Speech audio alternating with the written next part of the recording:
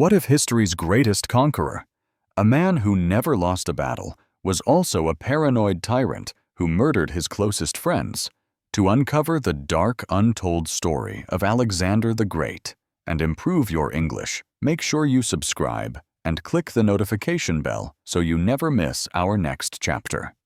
Today, we have a story that is more than just a story.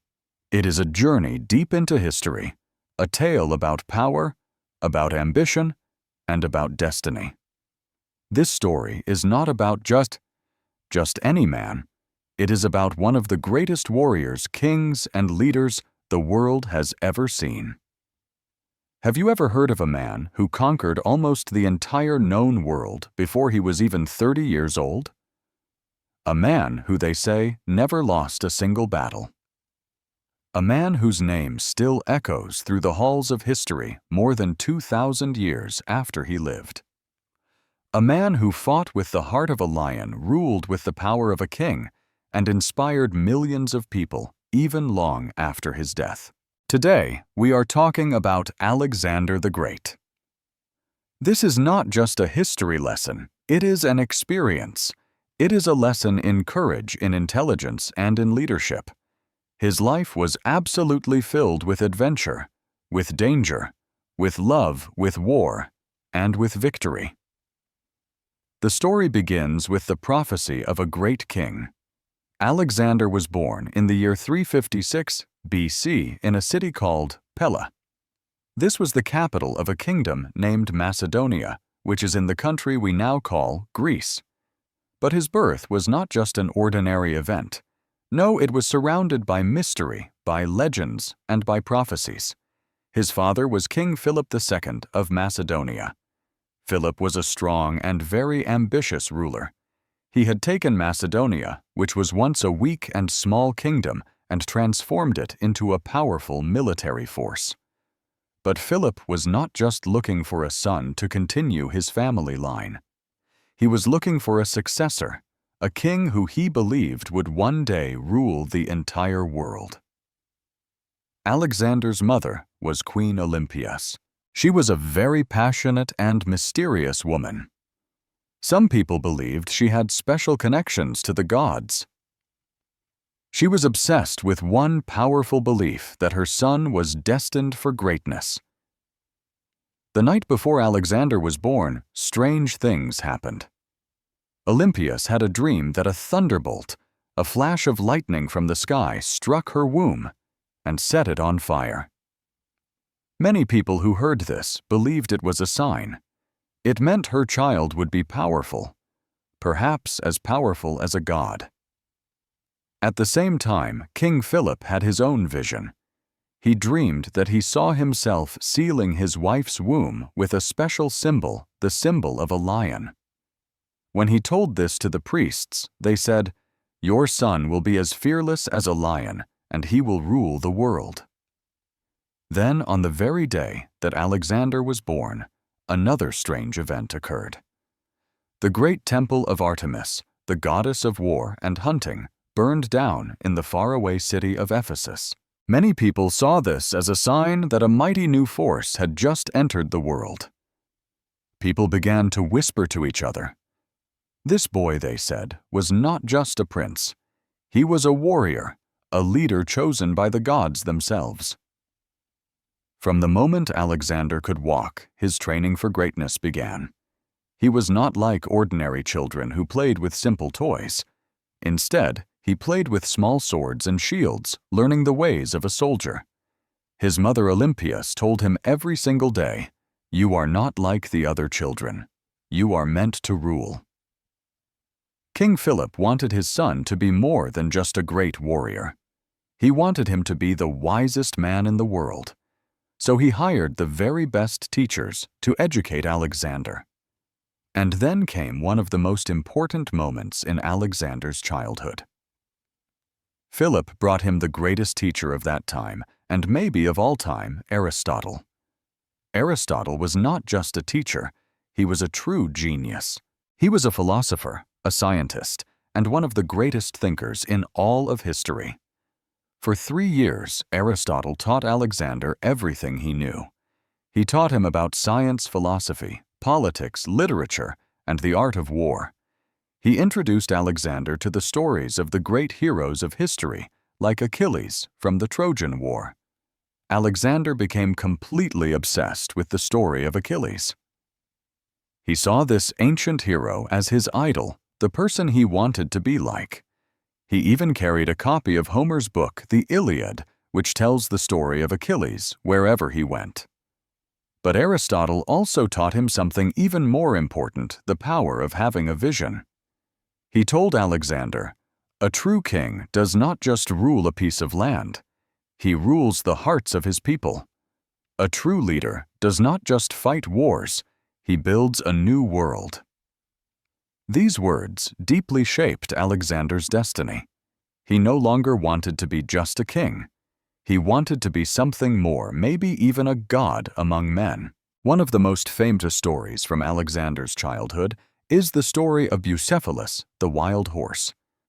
One day, a horse trader brought a huge, beautiful black stallion to show King Philip.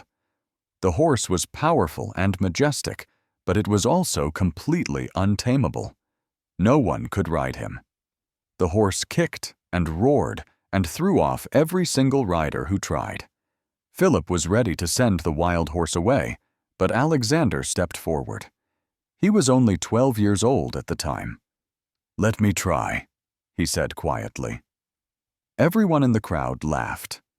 How could a small boy possibly control such a wild and dangerous beast? But Alexander saw something that the others did not. He noticed that the huge horse was actually afraid of its own shadow on the ground. So he approached the horse slowly and gently. He turned the horse toward the sun, yet it couldn't see its shadow anymore. He spoke to it in a calm voice, and then he gently jumped onto its back. He rode the horse as if he were a true warrior, and the crowd went completely silent. Philip, his father, was in shock.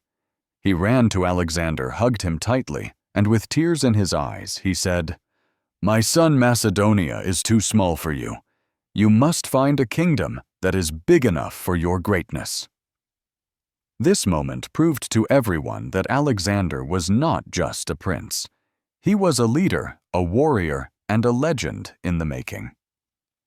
By the age of 16, Alexander was no longer just a student. He became a commander in his father's army. King Philip had many enemies, and he needed a strong and reliable army to protect his kingdom. He trusted his young son Alexander to lead men into battle. And Alexander never disappointed him.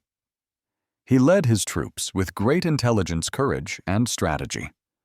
While other older commanders often used brute force, just attacking without a plan, Alexander used his mind. He studied his enemies carefully. He predicted their moves, and he struck with perfect timing. The soldiers grew to love him. They didn't just see him as their prince, they saw him as a real leader, someone who could take them to victory. But then everything changed. When Alexander was 20 years old, his father King Philip was assassinated. No one was ever completely sure who did it. Some people suspected it was Olympias, Alexander's own mother, who wanted her son to take the throne immediately. Suddenly, in a single moment, Alexander was not just a prince or a commander. He was the king of Macedonia.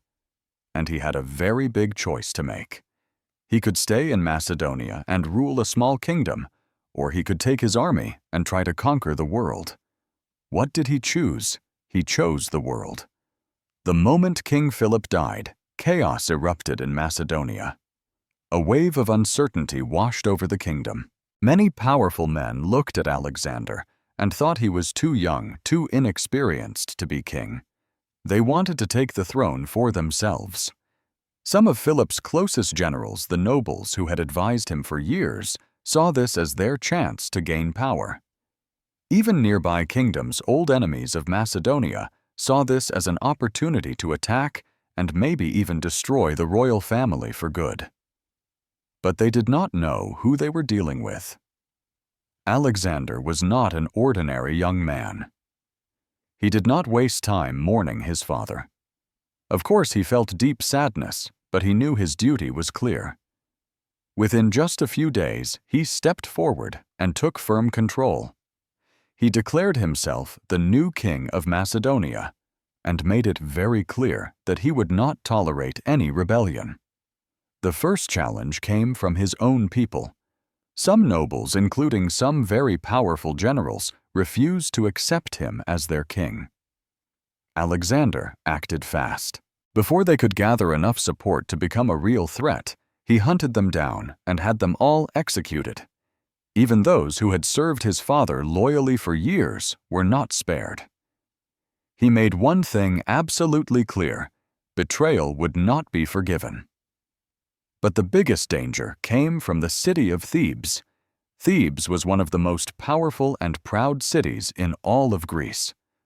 After Philip's death, they saw an opportunity to break free from Macedonian rule.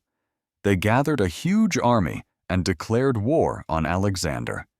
They thought the young king would be weak and scared. They were very, very wrong.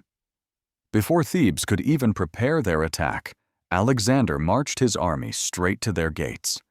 When the people of Thebes looked out and saw his army, they laughed. They believed they could easily defeat this young king and his soldiers. But then Alexander struck like a bolt of lightning. With a brilliant strategy and an unstoppable force, his army broke through the city walls. Within hours, the city of Thebes was burning. Alexander then gave one final terrible order: destroy everything. His soldiers killed thousands of people. They burned down their homes, and they completely wiped out the city. Thebes, once one of the greatest and most beautiful cities of ancient Greece, was gone forever. The message to the rest of the world was terrifyingly clear. If you stand against me, you will be erased from history. After the complete destruction of Thebes, every other city in Greece was terrified. Athens, Sparta, and all the other powerful city-states immediately surrendered to him. They knew that Alexander was not just a king. He was a force of nature. Now, with all of Greece under his firm control, Alexander turned his eyes toward his true goal: conquering the entire world. And the first giant step on that path was Persia. At that time, the Persian Empire was the most powerful kingdom in the world. For centuries, Persia had controlled huge parts of Asia, Egypt, and even parts of Europe. Their king Darius III ruled over millions of people. He had an army so large that no one had ever dared to challenge him. But Alexander was not afraid. He knew that Persia was rich, powerful, and full of resources. If he could conquer it, he would become the greatest king in history. So he gathered his army, only about 35,000 men, and prepared for war. But before leaving, he did something that shocked everyone. Just before sailing to Persia, Alexander did something no other general had ever done. He burned his own ships. His soldiers were completely confused. They watched the flames rise into the sky. "Why are we burning our only way back home?" they asked. Alexander stood before them, his face serious, and he said, "We have two choices. We can conquer Persia and return home as kings, or we can die here." This was a turning point. There was no escape. There was no retreat. They had to win. With fire behind them and a mighty empire in front of them, Alexander and his army marched into Persia. The first Persian army stood waiting for Alexander at the Granicus River. There were about 40,000 Persian soldiers standing on the other side, ready to crush the young king and his small army. Alexander's generals were worried. "This battle is too dangerous," they advised. "We should wait for a better moment." But Alexander just laughed. "I don't wait," he said. "I win." And with those words, he led his army straight into the river, charging at full speed toward the enemy. The Persians were shocked. No one had ever attacked them with such speed and confidence. The two armies clashed in the water and on the riverbank. The battle was bloody, brutal, and fierce. Alexander fought like a demon. With every swing of his sword, Persian soldiers fell. His horse Bucephalus carried him like a storm through the enemy ranks. The Persian generals saw him and tried to target him, but he was too fast and too strong. By the end of the battle, Persia had lost around 10,000 men.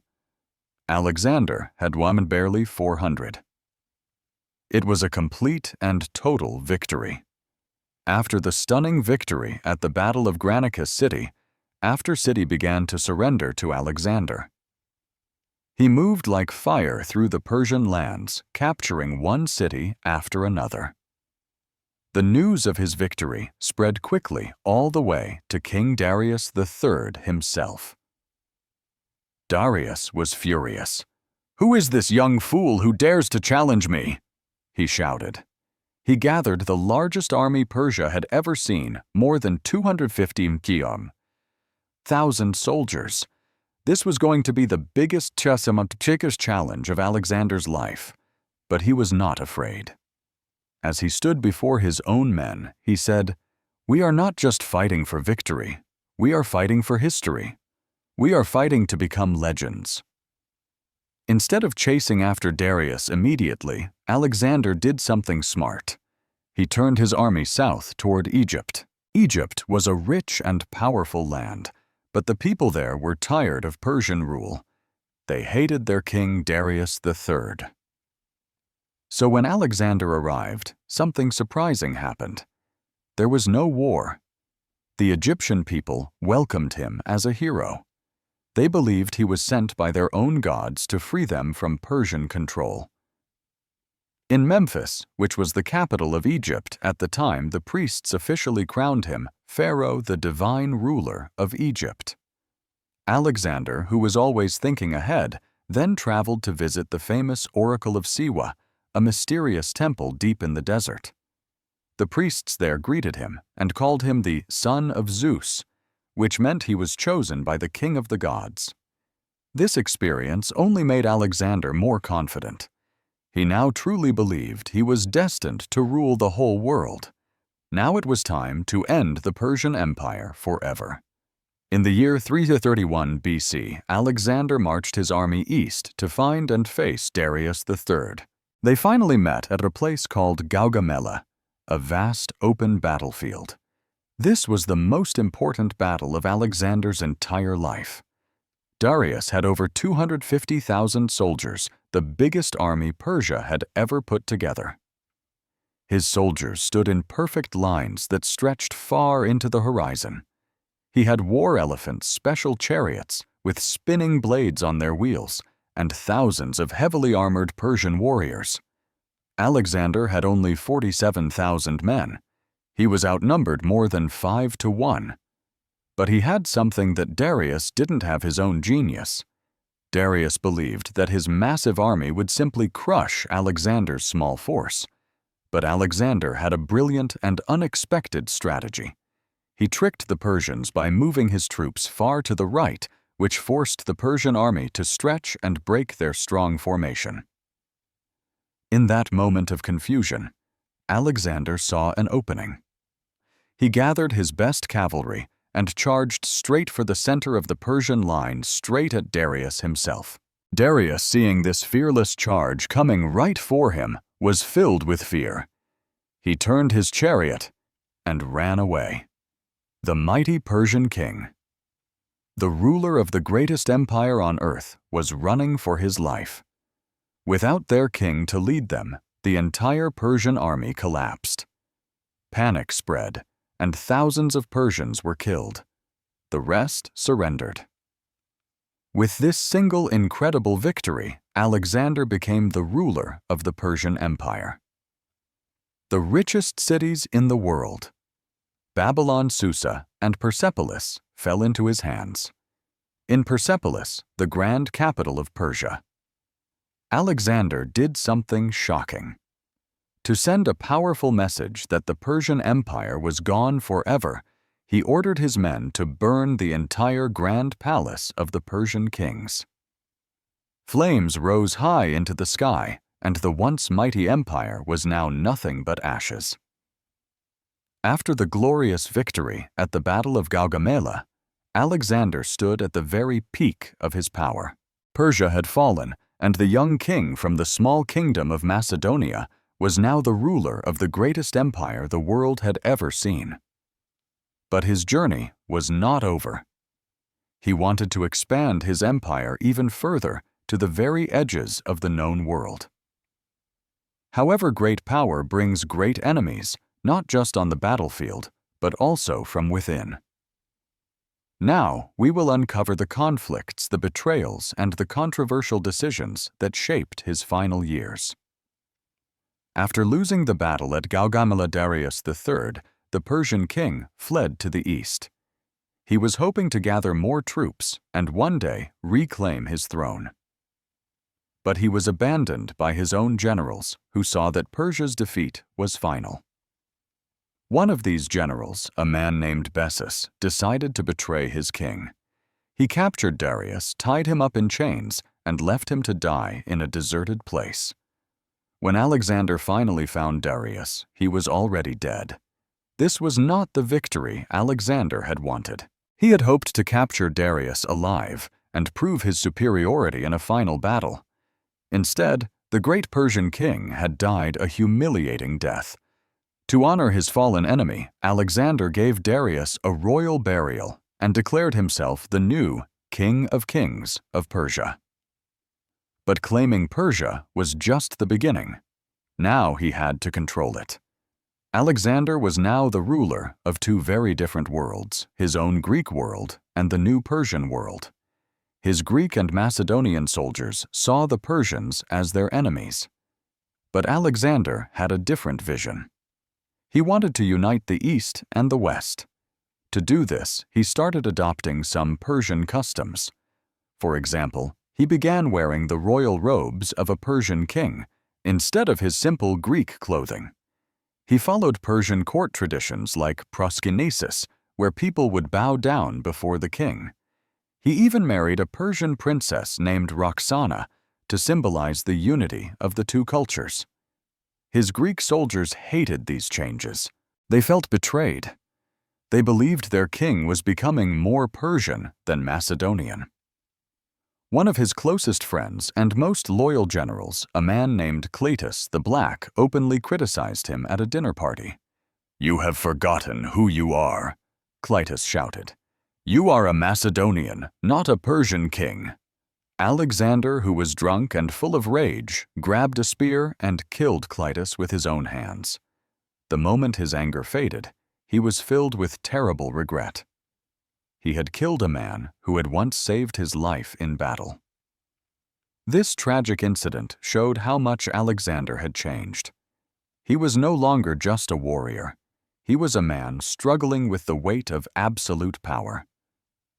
As Alexander's empire grew larger, his paranoia also grew stronger. One day, his men discovered a secret plot to assassinate him.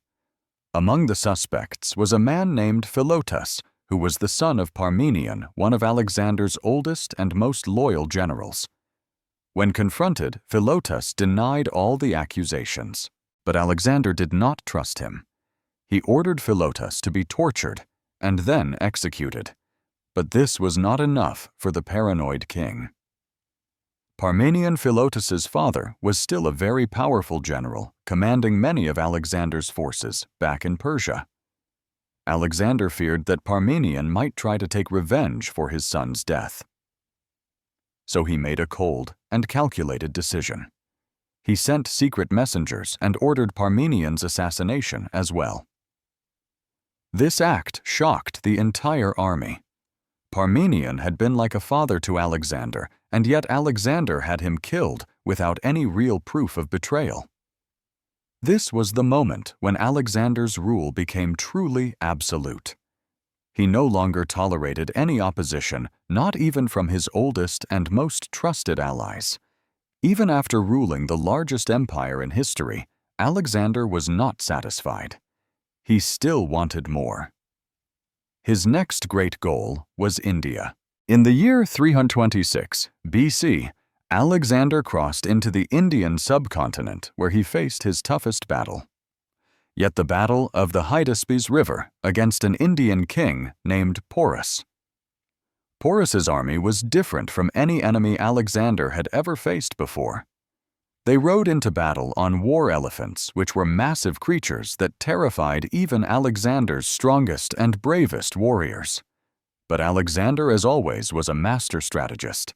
Instead of facing the elephants head-on, he used speed and deception to outmaneuver Porus's army. After a long and brutal battle, he emerged victorious. But instead of killing King Porus, Alexander was deeply impressed by his bravery. When he asked Porus how he wanted to be treated, the proud Indian king replied with dignity, "Like a king." Alexander, seeing a warrior as fierce and proud as himself, not only spared Porus's life, but also made him an ally. This victory opened the gates for even more conquest in India. But there was one problem his genius could not solve. His own army refused to go any further. After years and years of war, Alexander's soldiers were completely exhausted. They had marched over 17,000 miles, fought in countless battles, and endured extreme and difficult conditions. When Alexander announced that he wanted to push further east, they refused. They wanted to go home. Alexander was furious. He tried to convince them with powerful speeches, reminding them of their glory and their victories. But for the first time in his life, his words had no effect. Even the greatest leader in history could not change the will of his tired men. He had no choice but to turn back. This was the first and only time that Alexander faced a true defeat, not from an enemy, but from his own people. On the long journey back to Babylon, Alexander's army suffered greatly. They had to cross the harsh deserts of Persia, where thousands of his soldiers died from thirst and starvation. When Alexander finally returned to the city of Babylon in 323 BC, he was not the same man. His body was weakened by years of battle and old wounds. His mind was restless, always knowing that he had not conquered the entire world. His empire was now so large that ruling it became a bigger challenge than winning it. Then one night, at the young age of just 32, Alexander fell ill. For days he lay in his bed, growing weaker and weaker, unable to speak. His generals gathered around him, asking the most important question: "Who will rule the empire after you?" According to the legend, Alexander whispered his final words, "To the strongest." On June 10, 323 BC, Alexander the Great took his last breath. His death left the entire world in shock. No one knew who would rule his vast empire next, and soon chaos erupted. But even though Alexander himself was gone, his impact on the world never faded. His last words, "To the strongest," created a massive power struggle among his top generals, who are now known as the Diadochi, a Greek word for successors. At first, they pretended they would rule the empire together for the good of all. But deep down, each general wanted absolute power for himself.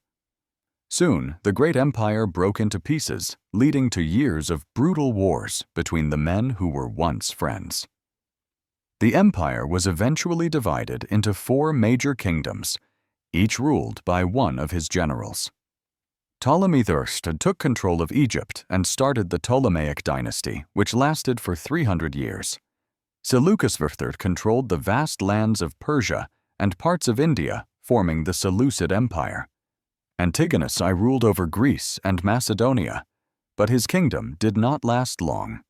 And Lysimachus took a region called Thrace in modern-day Turkey, but his rule was also short-lived.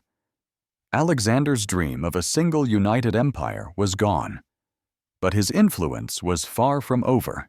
Even though his empire was divided, one thing remained: his vision of spreading Greek culture. This new era in history is known as the Hellenistic period, a time when Greek ideas, language, and customs mixed with local cultures all across the world.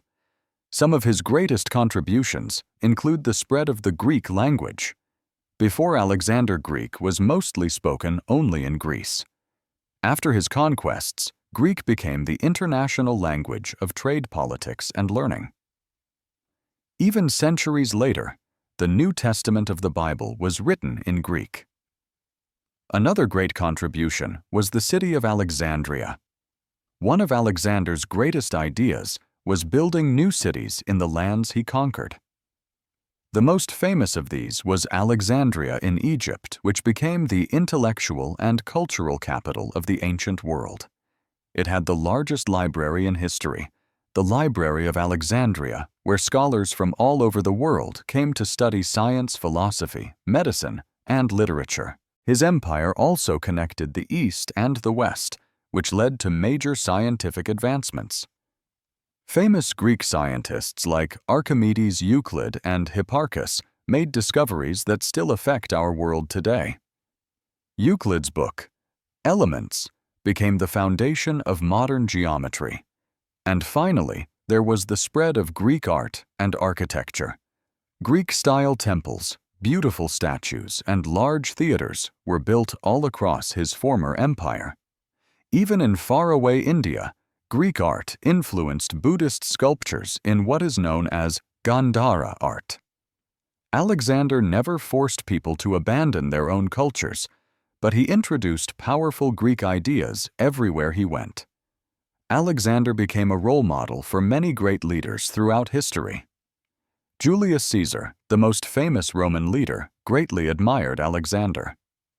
When he was a young man, he supposedly cried after seeing a statue of Alexander, saying, "At my age, Alexander had already conquered the world, and I have done nothing." Caesar later used many of Alexander's military strategies to expand the Roman Empire. Napoleon Bonaparte, the famous French emperor, studied Alexander's battles carefully and used his tactics to win his own wars. Napoleon even said that Alexander was the greatest general who ever lived. Even today, Alexander's strategies are still studied in military academies all around the world, including West Point in the USA and Sandhurst in the UK. Even though Alexander was one of the greatest leaders in history, he was also a controversial figure. There are many reasons people see him as a hero. He never lost a battle in his entire life. He spread Greek knowledge and culture across the known world. He often treated his defeated enemies with respect, like he did with King Porus in India. And he had a grand vision of unity between the East and the West. But there are also reasons why some see him as a villain. He killed thousands of innocent people during his conquests. He executed his own friends and loyal generals when he suspected them of betrayal, and he became more paranoid and ruthless in his later years. So was he a hero or a villain? That really depends on how you see him. But one thing is absolutely clear. His impact on history is unmatched. Alexander's death is still a mystery. Historians have different theories about what happened. Some believe he died from a natural illness like typhoid fever or malaria, as he had a high fever and severe pain. Others believe he was poisoned by his own generals who feared his growing power and paranoia. Some modern doctors even think he might have had a rare condition called Guillain-Barré syndrome, which slowly paralyzed him before his death. No one knows the truth for sure. But what we do know is that his legend never died. Alexander died young, but his story still teaches us powerful lessons today. First, to dream big. He was just a boy from a small kingdom, but he truly believed he could rule the world. Second, to never give up. He faced impossible challenges, but he always found a way to win. Third, to be open to new ideas. He respected different cultures and learned from them, which made his empire stronger. And finally, that power comes with great responsibility. His downfall began when he let absolute power consume him. He was not a perfect man, No one is. But his name will live forever. Even 2,300 years after his death, Alexander the Great is still remembered. His cities still exist, like Alexandria in Egypt and Kandahar in Afghanistan. His military tactics are still studied. His influence shaped the world we live in today. Many conquerors came after him, but none left a legacy as powerful as his. That is why he is called Alexander the Great. Alexander's story is not just about war. It's about ambition, about leadership, and about the incredible power of dreams. If a young boy from a small kingdom in Macedonia could go on to conquer the known world, then you too can achieve great things in your life. Dare to dream. Dare to fight for your goals. And most importantly, don't ever give up. Because history remembers those who dare to be great.